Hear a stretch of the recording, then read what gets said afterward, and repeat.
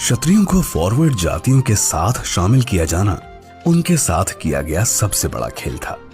कुछ चंद राज्य रजवाड़ों को छोड़ दिया जाए तो अनपढ़ किसानों, मजदूरों और सिपाहियों के इस समूह को बड़ी चालाकी से उन समूहों के साथ रखा गया जो नई परिस्थितियों में सत्ता बनाए रखने और समृद्ध बने रहने के सभी साधनों से पहले से ही सुसज्ज थे, संपन्न थे, जो शिक्षित थे, जो व्यवसायी थे, जो ब्यूरोक्रेट थे, जो बाबू थे, जिनका राजनीति में वर्चस्व स्थापित हो चुका था, जो सत्ता के वास्तविक भोगी थे।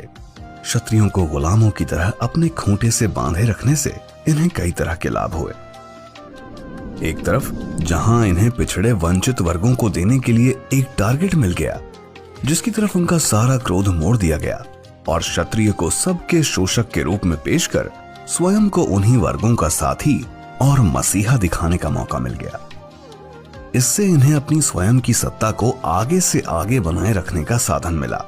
दूसरी ओर इस दांव से इस सवर्ण समूह का एक बहुत बड़ा जनाधार भी बन गया जिससे इनके हाथों में केंद्रित संसाधनों की मात्रा का सही स्वरूप नहीं दिख पाया।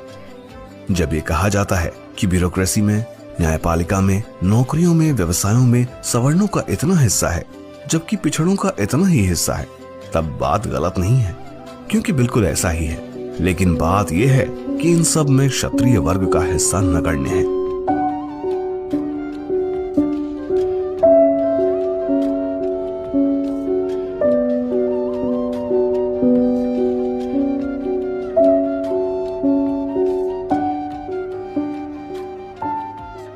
उस सवर्ण नाम के समूह में पूरे उत्तर भारत में सबसे अधिक जनसंख्या वाला एक ऐसा समूह शामिल है जिसके पास अपने इतिहास के अलावा कुछ नहीं है।